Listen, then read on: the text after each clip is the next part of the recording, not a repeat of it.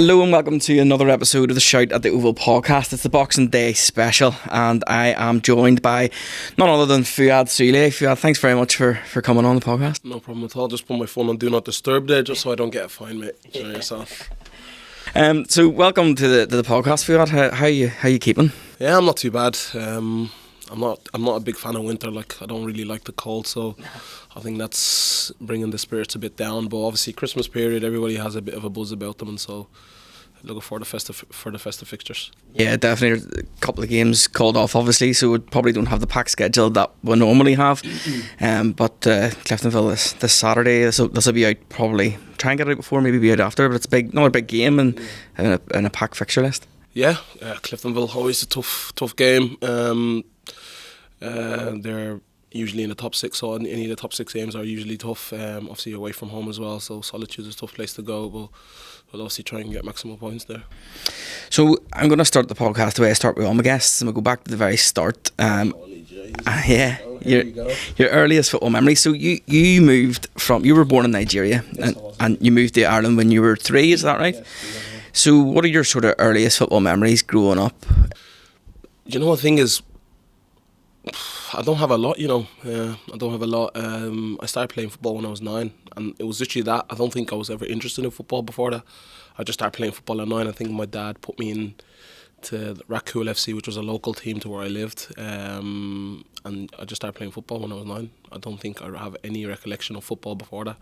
And obviously, the more I started playing football, the older I got, the more interested I got in actually watching it and stuff like that, and then ended up just falling in love with it. What was your position growing up? Centre forward. So, mate, honestly, mate, I'm not kidding, mate. I know the stats in recent years don't really show it, but I was a bagsman. Honestly, striker. Honestly, used to know where the back of the net was, and that's actually what I got signed by Crumlin United as a striker, which was obviously a schoolboy team, but a bigger schoolboy team in Ireland, well known in Ireland, well known in Dublin. Do you know what I mean? So I actually got signed as a striker, and then I don't know how I ended up as a striker. Then went to the wing, then started playing midfield, and then ever since then, yeah, playing midfield. It's interesting to say about the wing because I often watch you, and when you get into those areas in the wing, I always you can definitely cross the ball well, and you can put a good ball in the box, and you do look dangerous in the attacking area. It's just not something that it isn't your game. Obviously, it's not what you're known for, but you can still do it. Oh yeah, definitely. Obviously, just known for the other side of the game and stuff like that. And but yeah, when I'm in them areas, I know how to like cross the ball, dribble, put in a good, decent delivery and stuff like that. But it's just about how much I get in them areas, because I kind of like, playing in my position, you're kind of worried of not leaving the back door left open when you are out forward. So hopefully a few of the boys can actually sit in for me, do you know what I mean, while I go forward, so I can add a bit more to my game, do you know what I mean? So but yeah, when I'm getting to them positions, I know how to. Singo's certainly added marauding to his resume. He loves pressing at the minute. He's getting high up the pitch. Yeah, we call him the Iron. Yeah, we call him the Iron, pressing. He loves pressing, absolutely loves it. He's really, really good at it. Like, he's one of the best I've seen at it. Just loads of energy, do you know what I mean? He just wants to win the ball back and stuff like that, and that energy feeds off the other players, and then when you see him go, we all want to go, and then it keeps our back four nice and high, and then stuff like that, and just kind of like condense the pitch. So it is really good, and we actually have a good pressing structure at the moment, so long may it continue. Yeah, that's definitely, in my opinion, we play best when we press teams, and I think we've shown that against Linfield and Cliftonville earlier in the season. It's when we sit off them, it just doesn't seem to work for us as well, as they just don't have time to think. Yeah, I think in even me, like in any level you play at, when somebody's running at 90 mile an hour, it speeds up your decision making process, and then the more you speed up that decision making process, the less time the person has on the ball to make a good decision, and then they might give the ball away. Obviously, I don't think let's say Singo goes example to press, I don't think it's his job to actually win the ball. I think it's him to rush the person he's pressing past to another person and then win the ball from there. So I think, like I said, we have a good pressing system at the moment, and it's really, really working, and that's when we're best when we're on the front foot and pressing teams and going forward and trying to win the ball back in higher areas. And I don't really like sitting in anyways, because you have loads of energy to burn, so I sit in, might as well use it while pressing. When you were then young, you joined the Shamrock Rovers. Was that your first team, the Shamrock Rovers Academy set up? And what was that like for you? It was good. local club. I was raised in Tala, so that was my local team, and obviously getting into their academy was a big deal back then for all the local lads. My secondary school I went to had a link with them, so that's how I got in. And then it was obviously a proud thing for me, because obviously, like I said, I was a local lad and that was my local team, and I used to be a fan. Used to be in the stands every week watching the game, so it was decent. Yeah. And they were obviously they were the first team to qualify for the European group stages. Were you involved then? Were you playing for St. Pat's at that stage? When they got into the group stages, I think I was at I think I was at St. Pat's. I think I was actually my first year at St. Pat's. But I went to the games. I went to the Rovers games because I was still a fan. I think I'd left the club by then. And they're absolutely, like Shamrock Rovers at the minute, like they're in the knockout stages of European football. It's absolutely crazy. But that is years and years and years of hard work and infrastructure. Yeah.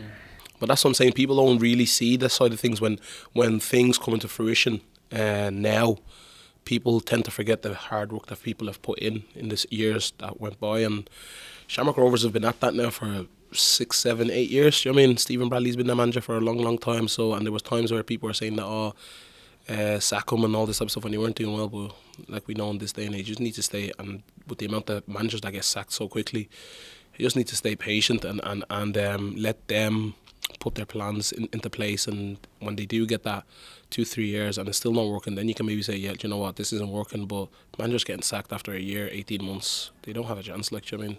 Yeah, I mean, I suppose we're jumping ahead here, but it'd be amiss not to then mention Declan Devine's just signed his new contract, and the club have really backed him, supported him, and said, you know, we like what you're doing. Yeah. The feedback from the players is good. The fans are on board. Yeah. You know, go and show what you can do. And that's important. Yeah. It's just brought a bit of stability. I think obviously when you see the managers sign an extension, it just brings a stability to the whole club, because you know who's going to be running the ship, and then who's going to be demanding from us, who's going to be calling the shots. And obviously it's been a breath of fresh air with Decky, to be honest. The professionalism has just gone through the roof in everything that we do, in the way we recover, what we eat, the way we use the gym and all that type of stuff. So it's just gone to a next level, and long may it continue with Decky. Well, back to the sort of early stages of your career, and when we were playing for St. Pat's, you were knocking on the door of the first team there. How long were you there for? I was at St. Pat's for, I think, 2 years definitely. I think maybe 3. 2 years definitely though. I played at the under-19s there for 2 years, and then I think I made my debut for the first team in the last game of the season in my 3rd year, I think. And then I moved on after that. And what made you move on? If you got an appearance in the last game, you must have thought, well, you know, I'm in for a shout here, and then you went on the Bows. Yeah, definitely. Obviously, the manager at the time, Liam Buckley, said I was part of his plans, and he wanted me to stay and stuff like that. I met him a couple of times in off season, and like when you're out of contract in the off season, you meet a couple of managers, you get a feel for what they have to say, and what the Bohemians manager at the time had to say suited me more. Obviously, I had a family member playing for Bows. My cousin played for them, so I think that had a helping hand in persuading me to go to Bohemians. But it was one of the best decisions I ever made. But you got off the flat and started Bows, and you certainly started turning heads. Bows are a massive club as well. They're a big club. They're a bit. I would probably compare them a bit to Glentoran, and their fans have been starved of success and the success that they crave. They certainly have aspirations for a stadium upgrade and things like that. So, you said you enjoyed your time at Bows. What was it like playing for them? Like I said, Bows is actually quite similar to Glentoran. Very demanding fan base, very demanding standards at the club and stuff like that, because it's a massive club. Like in the early 2000s, Bows probably would have been the best team in the League of Ireland. Won a lot of trophies and stuff like that. So fans have memories of that, and they just want that. They want that feeling of winning trophies back again. And obviously, it's been a long time since they last won a trophy. But my time there was unreal. I actually had a bit of a rocky enough start, because I was trying to juggle a lot of things at the same time. I was playing for Bows basically full time, or just training evening times. I was still in university at the time, and obviously I was working part time as well, so I was juggling 2 or 3 things at the same time. So at the start I was just still trying to find my feet. I don't think I made the matchday squad for the first 7-8 games of the season, and then played in the cup, because obviously the teams rotate the team for the cup games and stuff like that. So I played in the cup and done really well, and then just played every game since, and then that was it. Then Barnet came in for you, and you made the move, and that was the London. You were quite young. What made you go? Was it just the fact that you seen Barnet League 2 team, just the sort of bright lights of full-time football in England? Yeah, I think so, because it was mad. Like that whole year was just crazy, because I think I had played 13 or 14 games for Rovers, not if even, maybe 10 games for Rovers, and they tried to sign me in the January window. I mean, in the summer window, and it didn't go through on deadline day. I remember I was at the Bow Stadium till about 12 a.m. Waiting on the deal to go through, and it didn't go through on time. But then obviously they came back knocking in the September time. Look, we really want to do this and stuff like that, and I ended up signing for them in January. And obviously looking back now in hindsight, which is a beautiful thing, I probably should have played another season, men's football, played another 50 games to probably continue my progression and my development, and then probably got a better move to a higher level. But obviously at the time you're thinking, oh, this opportunity might not come again, but maybe I should have just probably believed in myself a bit more. Like I said, I'd only played 10, 11 games, but obviously because I was quite young and I was playing week in, week out, like I said, I was probably turning a few heads. And then and then I went there, and wasn't a great time for me. Yeah. Is that advice that you would give young players? You look at James Douglas, he's just committed to a 3.5 year deal. You've got players like Terry Devlin, he played over 100 games in the Irish League. Mark Sykes did the same. All these players who make a success of it in England get the games under their belt. Is that something that you would advise? 100%. That I couldn't advise that any more than going into let's say, unless it's like a massive academy like Arsenal or Chelsea or a big academy, and you're like, you know what, we need to make this move. But what I would always say for any young lad is get your games in at any senior level. Just get your games under your belt. It'll stand you to good stead, and you'll be better for it when you do get that move. Because if you're a young lad and the teams are sniffing around you, you know you're probably going to end up getting a move. But build your profile up, build your CV up, make it more sturdy, make it a better CV with 40, 50, like you said, 100. Terry played 100 league games at 19 years of age. That's unheard of. Do you know what I mean? And him now, he's flying at Portsmouth, but that's because he had the development, he had the education, playing men's football, playing week in, week out against men that have their mortgages on the line, and men that are fighting for 3 points. So you can see that he's reaping the rewards. And you don't strike me as someone who really would enjoy kicking their heels on a bench. It was at Barnet, it wasn't working out for you, and you made the loan move over to Larne. Yeah. It's a bit of probably a strange move at the time, because Larne are a championship club. Yeah. You're coming from a full-time team in England. You probably never heard of Larne. Nah, honestly, it was crazy, mate. Honestly, I couldn't believe, when I reflect back on everything, I couldn't believe how I even ended up there. Honestly, genuinely. So obviously it didn't work out for the first 4 months when I was at Barnet, because the man just kept on getting changed and stuff like that, and came back in pre-season. So I was six months into my deal. I think I signed a 3.5 year deal. I was 6 months into my deal, and came back in pre-season really strong, really flying fit, doing well. And the manager was like, "Yeah, listen, you've done well in pre-season, and you're part of my plans." And I think this was at kind of like midway through pre-season, because obviously I was asking the question, look, if I'm not, I was giving myself the advice that I'm giving young players now. I said, look, if I'm not part of your plans, I want to go and play, I want to get games and stuff like that. So he said, yeah, I was part of his plans, stuff like that. Yeah, don't worry, you'll get minutes and stuff like that. And I said, okay, no worries, then I'm happy to stay here then if I am going to get minutes.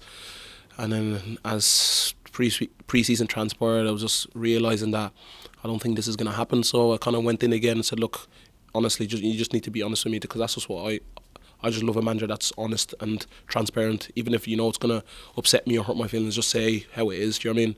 And then I went in, I said, look, am I going to play? And he said, look, I'll be honest with you, with the way it's looking now, probably not. You could probably try and find a loan move and stuff like that, and then we'll get you back in January. And then prior to me having the second conversation, my old manager at Bowes was actually ringing me saying, look, what's the story there? Are you available and stuff like that? And I told him, look, I'm not available because the manager's told me that I'm part of his plans. So by the time he told me I wasn't part of his plans, their window had shut. So I literally had about 4 or 5 days to make something happen. And funny enough, I always tell the story, I was actually meant to sign for Linfield. And then for some reason it didn't go through because they were trying to get a player out or something like that, something along them lines, which is what my agent told me at the time. And then look, we were like, what other options do we have? And he just said, look, there's a team in the Northern Irish Championship. When I heard Northern Irish Championship, I goes, mate, are you winding me up? I goes, not a chance. I don't even want to hear what anybody has to say. I don't want to hear what no manager has to say. I'm not going there. Not a chance. And then obviously I spoke to my brother, spoke to my parents and stuff like that, and they were like, look, I know it's not what you wanted and stuff. Sometimes, some things I always say to the younger lads at Glentoran and stuff like that is that sometimes you need to take a step back to go 2 steps forward again. Do you know what I mean? And it's not the end of the world. And I think I let my pride get in the way of be like, look, I don't want to go back down the levels because I've already been there and stuff like that. But obviously, looking back at it now, it was a great decision because I actually went over there, got my games, and really, really, really enjoyed it and stuff like that, and then ended up staying on in January. Yes, it was a really big impression you made in the championship. Larne steamrolled that division, and my sort of first experience I remember of seeing Larne was because this is the talk of the, you can imagine, talk of the Irish League. Larne being bought over by a multi-millionaire. It was that Korean game. Yes, on TV. Always say that, yeah. And Larne matched them. Were probably better, probably deserved to go through. And then I knew that when the Larne that were coming up weren't going to be a relegation team; they were going to be a top 6 team. But what was that experience like coming up with Larne at the time? It was good because Larne is a small town, and just the storyline behind the whole situation of how they nearly went out of business. They had like 2 guys and a dog at the games and stuff like that. Just the storyline behind and how that changed to a vibrant team looking to challenge for stuff. I think that journey itself made it a bit more special. And obviously getting promoted, like I said, we steamrolled that league. I think it was 20 something points we won the league by. And obviously that Coleraine game was a way of a barometer for us to test ourselves against. Look, this is what we're going to be coming up against next year on a consistent basis. Are we up to scratch with it? And like I said, if not for 1 or 2 decisions or 1 or 2 moments in the game that didn't go against us, we probably would have won that game. Do you know what I mean? And then obviously winning the league was good, was nice. And then obviously getting promoted to the Premiership then. And when you got promoted, you were flying because it was pretty a bit inconsistent, I suppose, but a lot of the teams were inconsistent that season because it was the first year of the Glens takeover and we weren't expected to be anywhere near it, and we were quite near the top. I think we were maybe top of the league Christmas or something silly. But then Larne got this crazy momentum in the new year. I remember you beat Linfield and you beat the Glens. And then all of a sudden the pandemic hit and the league was curtailed, and that must have been frustrating to lose that momentum. Yeah, honestly, it was so frustrating because that period where we beat the Glens and Linfield was kind of like a make or break period. If we had lost them 2 games, it would have put us right down, and if we had won them 2 games, it just gave us so much confidence and so much momentum. And I think it was the first time in the history of the club that ever happened, where they beat Linfield and Glentoran back to back. And I remember that game very vividly because I think the Glentoran one was on the Friday and then the Linfield one was on the Tuesday. So it was a special occasion, special moment, and then we just went on this mad run of winning games, not even drawn games, not even losing games. We were just winning, and we just felt a lot of momentum coming into towards the end of the season. And obviously COVID hit and the league got cut off. But I felt like honestly we could have done real damage that year because we were in good form.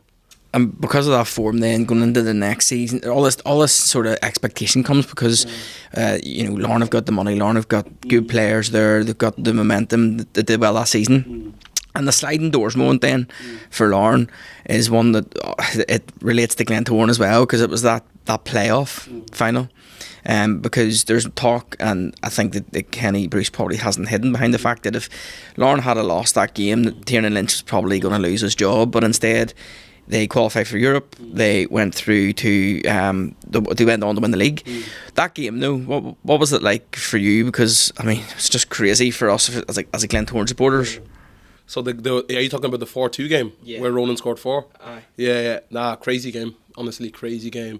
I thought the game was done and dusted at half time. Obviously, I came off at half time, and honestly, I thought the game was finito. And then literally, we scored 1, and then you could just feel something in the air with the Glentoran fans. They were just getting a bit frustrated, and I think that just rubbed onto the pitch and rubbed off the players a bit and just unnerved them. And you know yourself when you're in a situation like that. I think in them situations you need to galvanise your team rather than kind of turn against them a bit. And then I think that's what unnerved them, because they were the better team in the first half by miles. And then in the second half, it just went, honestly, it's just one of them moments where you're like, you had to be there to explain what happened. I can't believe, I don't know how we just ended up scoring 4 goals and we won the game. It was just manic. And then obviously, yeah, we won the game 4-2. And like I said, I think it's no secret that was with Tiernan, that if we had lost that game, they were looking for a new manager or whatever. But such as football, swings and roundabouts, isn't it? Yeah. And were you surprised to see Tiernan recently join Derry City after turning down the St Johnstone job?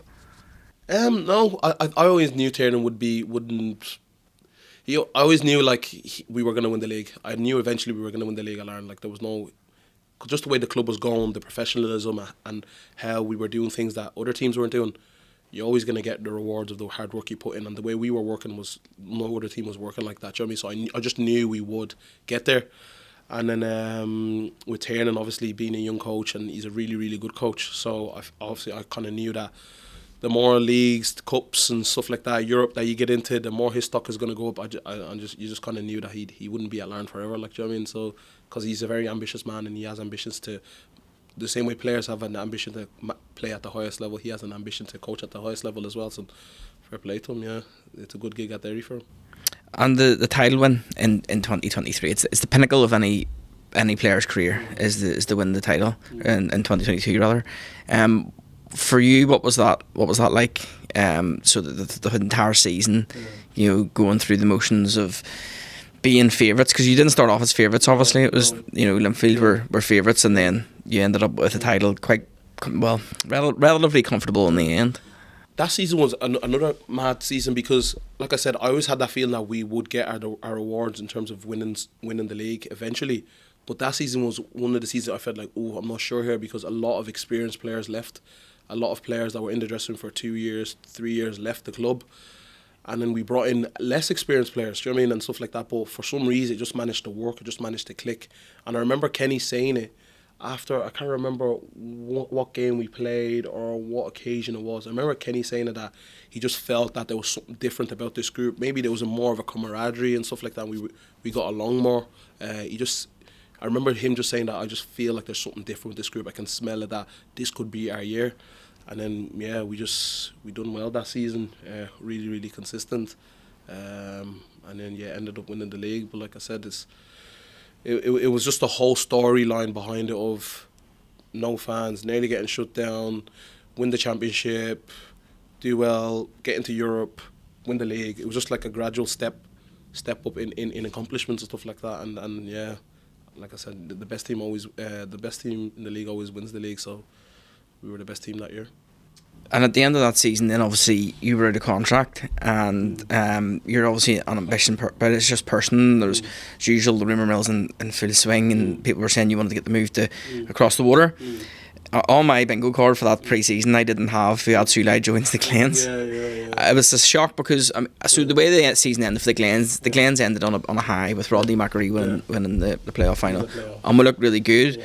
And then obviously he leaves, and we're thrown in the crisis with a certain amount of days. The new manager Warren Feeney comes in, but it was sort of a lift then whenever you joined the club. But what made you join Glentoran? Like I've spoke about it a lot and stuff like that, and there was a lot of stuff in that obviously a lot of headlines and stuff like that the papers made and stuff like that made it out like it was something that I wasn't really. Do you know what I mean? I feel like that year, obviously, I was 26, just come off the back of winning the league. Had a really, really good season and stuff like that. So, obviously, as you know me, I'm a very ambitious person and stuff like that. So, you speak to your representatives, people that are looking after you, and you get the kind of notion of, obviously, when you're out of contract in the summer, you start getting interest in you around January times of, we might be interested in this fella. So, you're having conversations around them times. So, obviously, there was conversation had with 2 or 3 different clubs across the water, so you're thinking fair enough, like, do you know what I mean? And obviously that was the reason why I was turning down the contract renewals from Larne and stuff like that, and not having them conversations, because I knew where I wanted to go, not because I didn't want to stay at Larne, because I remember always telling Kenny and Tiernan that I wouldn't play for another team in the Irish League. Do you know what I mean? If it's either I go across the water or I stay at Larne, it's one or the other. Do you know what I mean? And I always said that to them. And obviously you're having these conversations with clubs across the world and stuff like that. And sometimes things just don't work out the way you want them to, or the way you envision that it's going to work out. And then obviously word gets out that the move isn't happening, and then you're getting phone calls from other teams down south in this league or whatever, and then you kind of like analyse, you do a pro and cons list of what's the best solution to go to then. And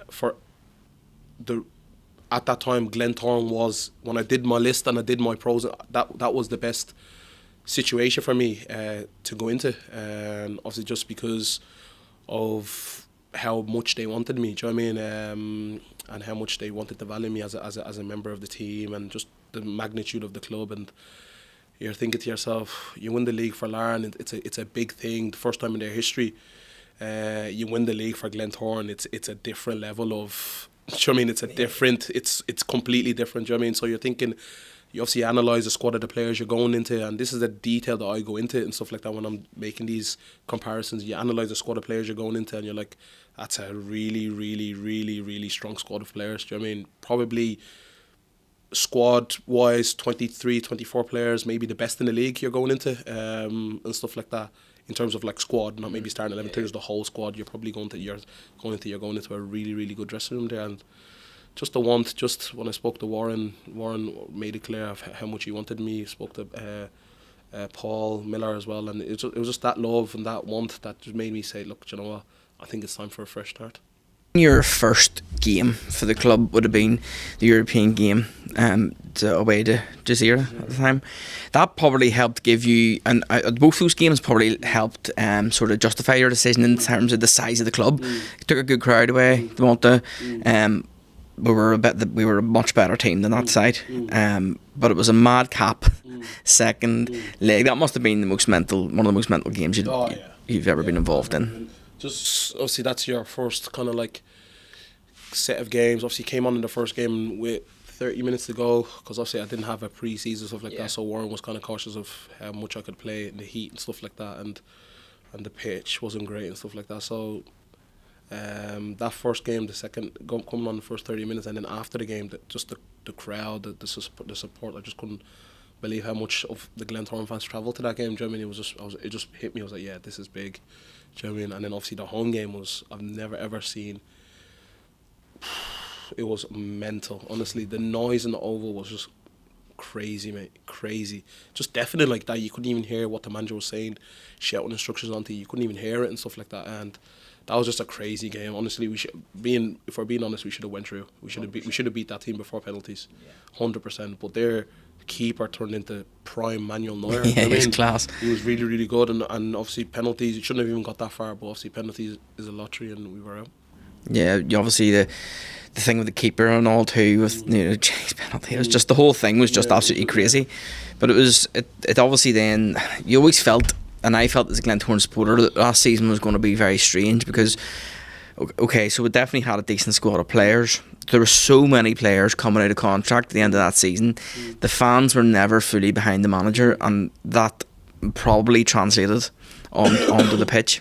You must have been scratching your head through the season, thinking, what have I done here? Like, how have they gone from that at the end of last season to this now? I think it's just one of the things. You've made the decision. Do you know what I mean? Obviously, I'm not going to lie and say as a player, any player that doesn't say when these situations occur and say they don't think, oh, what have I done there? If I should have, could have, would have. But then you just go, look, it's done. Whatever is done is done. Do you know what I'm trying to say? And then I think last season we were just very inconsistent. Very, very, very inconsistent in terms of results, in terms of playing style, in terms of consistent performances. We'd have really, really good performances where you're like, oh, this could be something. And then you have some really bad performances where you're like, oh, do you know what I mean? And it's just that inconsistency for the experience in the squad we had shouldn't have probably happened. We had a really experienced squad, really experienced pros, really seasoned players that have 400 games under their belt. So you normally attribute inexperience to a young team or a new team that's just gelling together. That team had been together for 2-3 years, and we're a really, really experienced team. So for us to be that inconsistent was poor, to be honest. And then obviously we ended up the season with nothing.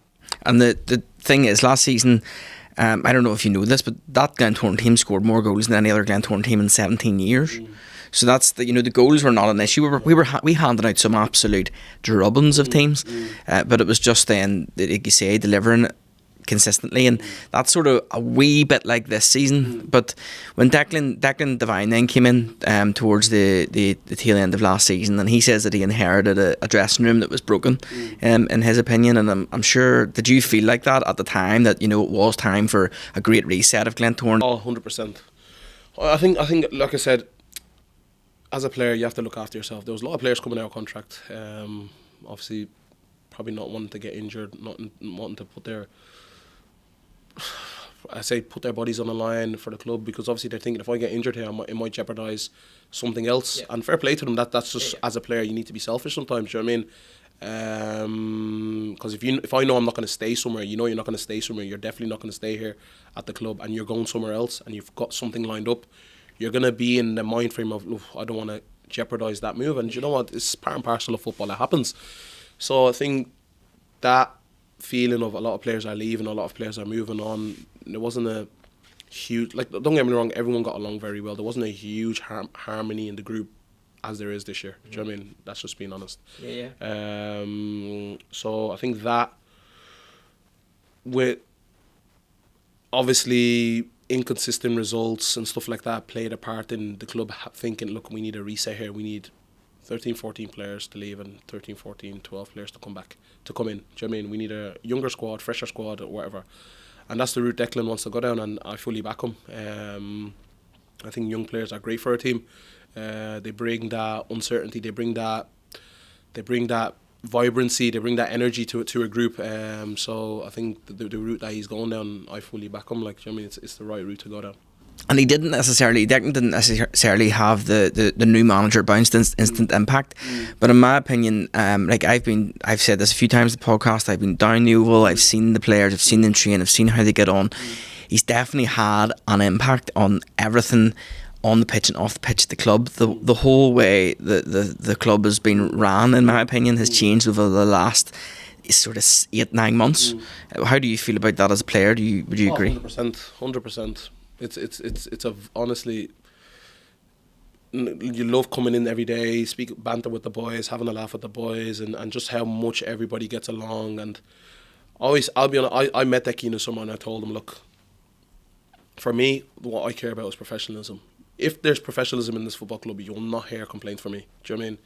If there's not, I'm going to be in your ear every day to drive standards at the football club, because I'm a professional person. I take my football very seriously in terms of how I look after myself and stuff like that. So the club needs to match that as well. And he took that advice on board and said, look, I already had plans in place to make it a more professional environment. And obviously when we came back in pre-season, and we can just see the small changes that he had made that have now made a big difference. You know what I'm trying to say? And like I said, and the plans that he has for the football club they're nowhere near what he actually fully wants to do and stuff like that. And so I think it's an exciting time to be a Glentoran fan. It's an exciting time to be a Glentoran player, just because of the stability there's at the club, the improvement in standards on and off the pitch. I don't think fans will see the off the pitch stuff. Yeah. Players do, because we're there. That's our environment every day. So we see as players how that's improved. And obviously that's made us happy. And then the happier you are, the better football you play. And obviously, like I said, results this year have also been inconsistent.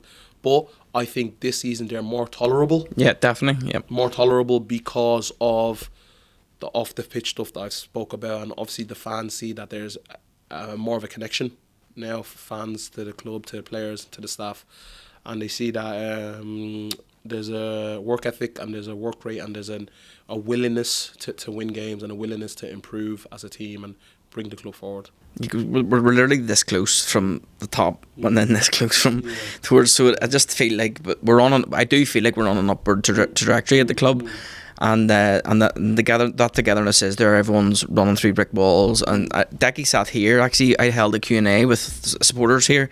Started the season, and I asked a question about you, and and he was very honest. And he said that he had to win your trust because he said that you received a sickener last season, that that just wasn't the way you planned it for it to go, and other players felt like that too. And do you feel now that you're winning that trust, that this Glentoran is the Glentoran you thought that you were signing for? Yeah, like I said, I met Decky in the summer, and I just let everything out, what I seen, what I think the club needs to improve on, what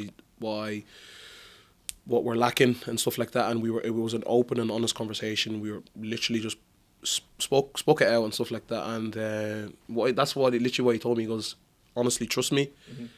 If I don't deliver on what I'm saying, then you're free to go. You're free to do whatever you want. Because I know if I'm not doing that, then I'm not meeting the standards you set, and you'll probably get them standards elsewhere. And I said, no problem, I'll trust you. Brilliant. And everything he said, that he said was going to do, that was going to happen, has happened. Like I said, am I 100% over the moon with our position in the league and how we're playing, stuff like that? I'm not, because I feel like we can and we should have more points on the board. But am I happier now than I was last year? 100%. As a player, as an individual, as a collective, 100%. So, like I said, I feel like I get the same feeling that I got at Larne now as well at Glentoran, is that we're 3-4 players away from really, really, really, really having a go and really, really being up there. Like you said, we're hovering in between going that way and that way. And I think with the additions that we've just signed with Shane and Kieran, also professional guys coming from professional backgrounds, bringing the standards up again. And maybe if we can get another 2-3 in January, professional guys. And the thing with Decky now is that he's not just looking at the player, how good you are as a player, how are you as a person, how professional are you, how dedicated are you to football.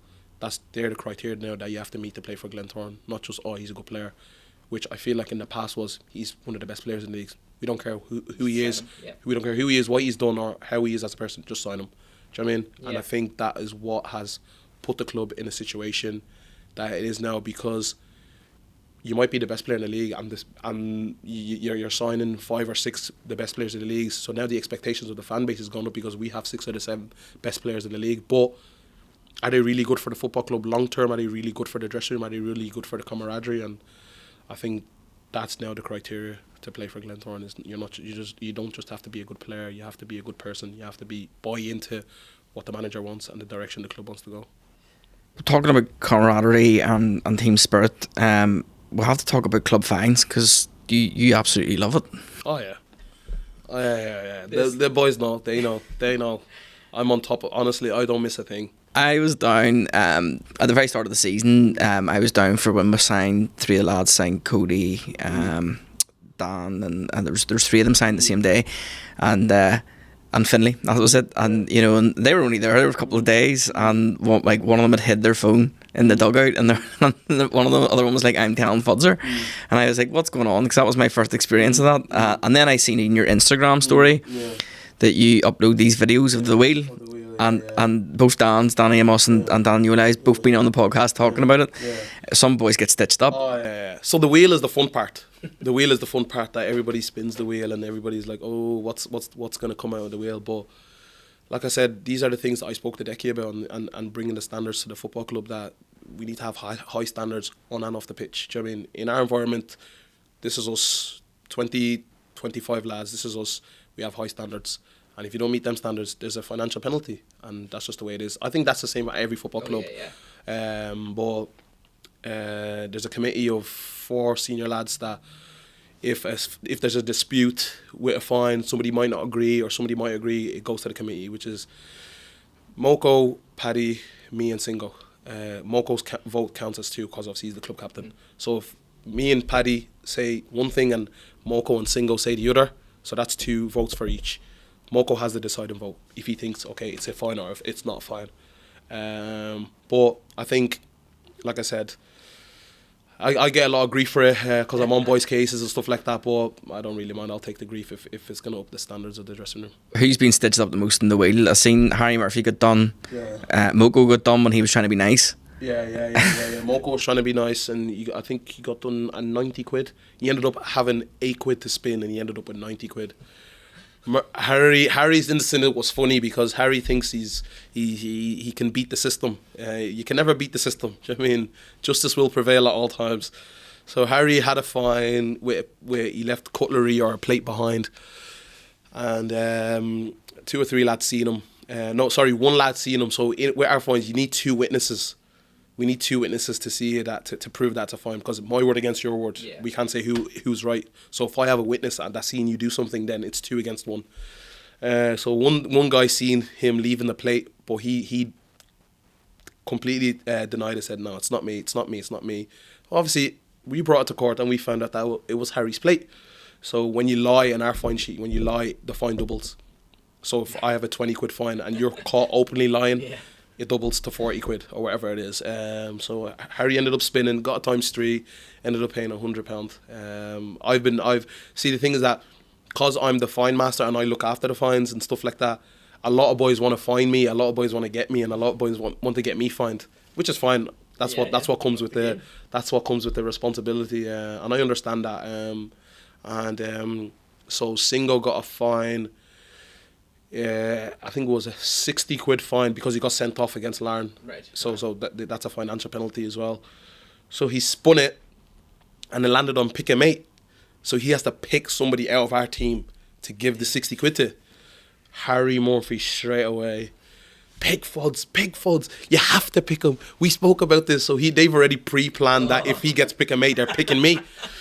So everyone, I was trying my best to defend myself. Like, Single, why are you picking me? Is it because I'm the fine master or whatever? This and that.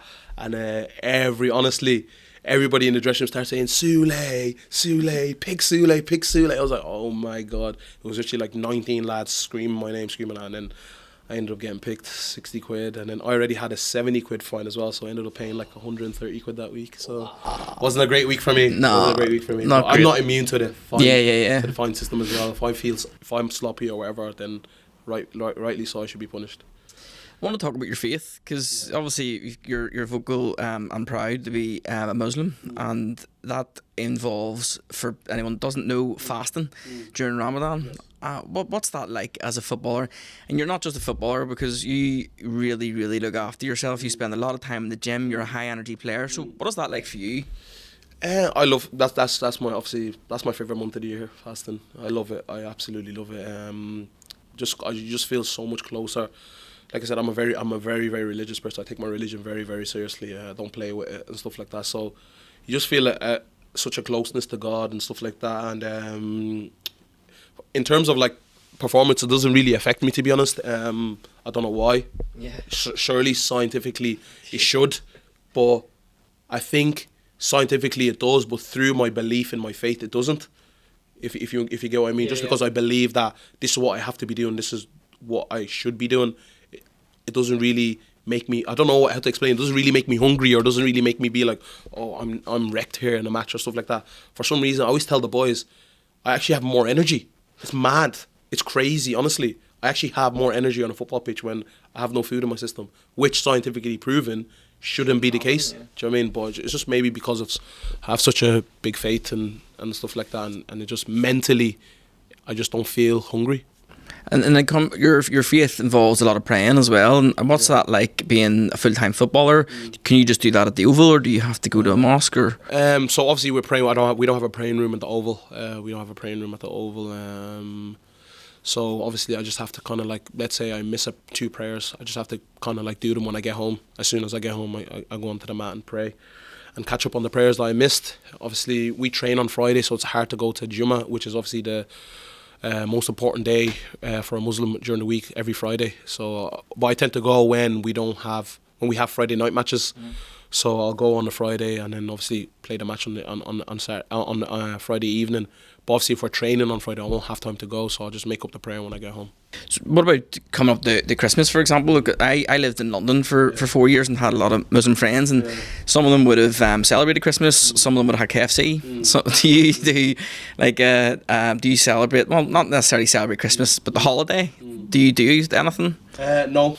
Christmas is just another day for me, to be honest. Just a normal day for me. I don't celebrate Christmas, and like I said, just a normal day. Nothing really changes. Being being around friends, yeah, maybe might go to a few of the friends' houses that do celebrate Christmas and stuff like that, and just say hello or whatever. But it's just a normal day for me. So everybody's obviously in their festive mood now, and really looking forward to Christmas. But for me, it's just another normal day. Well, that's bound to make Boxing Day a bit easier for you, whereas the rest of the boys have to make, the sacrifices. Yeah. And I'll be watching them. I'll be watching them. Don't worry, I'll find out if any of them are getting up to any shenanigans. And the boys are all good. The boys are really good from that point of view in terms of like being professional and knowing that okay, you need to sacrifice this to hopefully get a result on Boxing Day. Hopefully it's worth it. Do you ever have to? Does Eid ever fall during the season where you have to sort of then watch what you're eating and stuff like that? Eid fall? Yeah. To be fair, the Eid after Ramadan falls during the season. Yeah. But with us, it doesn't really affect what we eat in terms of like that. Do you know what I mean? Obviously, you'll celebrate and stuff like that, but Muslims don't drink anyway. So obviously, alcohol is the biggest fare during the Christmas period because do you know what I mean? So obviously Muslims don't drink anyway, so it's like, well, we're not supposed to. So it doesn't from that point of view it doesn't really affect anything, do you know what I mean? So it's quite normal, like, do you know what I mean? Coming up these Boxing Day fixtures, or fixture rather. So it's we've beat Linfield 3 times this season, but that means absolutely nothing going into this game. This is probably, I would say, the biggest game of our season because it's sold out. It's sold out in 30 minutes. Yeah. It's going to be, the atmosphere this season's been brilliant anyway, so it's going to be a different level. And this is your first home Boxing Day derby. Yeah. Obviously looking forward to the game. I think one game in the calendar that anyone's ever looking forward to is the Boxing Day games, and obviously when I was at Larne, our Boxing Day game was Carrick Rangers. Do you know what I mean? Obviously, it's still a derby, but this is a different kettle of fish. Playing Linfield on Boxing Day. Obviously, played them last year at Windsor, and it was like nearly 10,000 people at it. Do you know what I mean? Yeah. Atmosphere is unbelievable. Obviously, we were on the wrong end of the result last year, so we'll want to put that right and make sure we're on the right end of the result this year and make it 4 wins. And those results against Linfield, they sort of give the lads in the dressing room, the likes of the two Dans and Finn and all. There's so many new players that are new to this league. It lets them see what we're all about, and lets them see what we're capable of as well as a club. I think them games, I don't worry about the lads. Yeah. Them Linfield games, Cliftonville, the big games, I don't worry about the lads in terms of like where their heads are going to be at, because everybody wants to play in the big games. Everybody wants to do well in the big games. So subconsciously that more of a focus, you're more focused, you're more razor sharp, you're more ready, do you know what I mean? And I always say to the lads, the same 3 points that you get for beating Linfield, the same 3 points you get for beating Loughgall, who are bottom of the league, do you know what I mean? No disrespect to Loughgall. So for me, it's just that mentality of irrespective of who we're playing, we're going out to get 3 points. Irrespective of who we're playing, we're going out to get 3 points. It could be Linfield, Loughgall, Cliftonville, whoever it is. I think once we get that into our psyche and once we get that into our mentality is when we're going to actually see and propel and go forward, because the big games take care of themselves. Do you know what I mean? Like I said, subconsciously as a player, you don't need any motivation. It's the smaller games that people need a bit of, when there's not much of a crowd, there's not much of an atmosphere, where you need to kind of make your own atmosphere is where people need to think that, look, these are the games we need to focus on more, and they're the games I kind of like speak to the lads about in terms of like, we need to be razor sharp here, we need to be focused, because they're potential banana skins. Do you know what I mean? I never tend to worry about the lads with the big games. Your career aspirations, because you're obviously very ambitious, and you are out of contract at the end of the season, along with a few other players. You're saying that you really enjoy coming into work at the minute, and you can see the club in upward trajectory. Is Glentoran somewhere you see your future as a player, or do you see yourself trying to go to another level again, or how are you feeling about it? Obviously, like I said to you, when Decky spoke to me in the summer about trusting him, I said, look, I'm going to trust you, and everything he has said that he was going to do, he has done. So I have, from that point of view, he's earned my trust. And the one thing you want between a player-manager relationship is trust. You want trust and honesty, and Decky's been very trustworthy and honest with me in what he wants to do and how he sees me improving. And he was very, very critical of me when we spoke in the summer of of last year and how I let things happen in the changing room or whatever and stuff like that. And he said to me, look, this year I want you to play a bigger role. I want you to be more of a leader and stuff like that. And I think naturally I tend to try and lead, try and set a good example. Obviously this year I've tried to take that to another level and stuff like that. But in regards to my future, like, do you know what I mean? I'm more than happy at Glentoran. I have no qualms, no issues with anybody. The club is going on an upward trajectory, and that's what you want as a player. You want to be somewhere where you know, okay, we're pushing forward, we're making steps, and hopefully we're challenging in the next few years. Yeah, I've told so many players in this podcast that it's Glentoran. To win a trophy at Glentoran is just different than winning a trophy anywhere else. This place, the whole side of this town, just buys into it. It's absolutely brilliant. Even when we won the Irish Cup during COVID, so that has to be the goal this season. Because even the League Cup would be huge with it being on a Sunday, and it's just it's the biggest, it's the most attended game of the season generally. Yeah. So that has to be the aim this season, to get silverware. 100%. I think the manager makes no qualms about that, and I've wanted to challenge at all fronts. League Cup, County Antrim Shield, doesn't care what it is. We want to challenge, and we want to be in and around.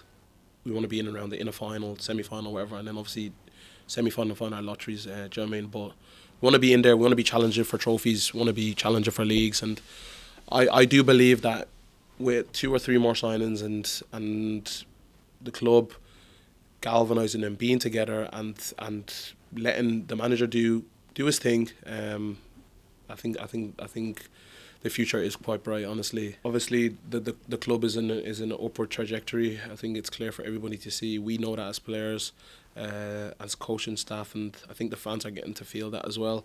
So what I will say is, obviously, we're a young squad. There's going to be inconsistencies. There's going to be up and downs. There's going to be bad, good days. But like me, I tend to, and I know it's hard as a football fan because it might ruin your weekend and stuff like that. But I tend to not get too high and not get too low when things are happening and stuff like that. But just galvanise with us and obviously stick with us and hopefully, and I know, I just get that feeling that the good times are going to come very soon again.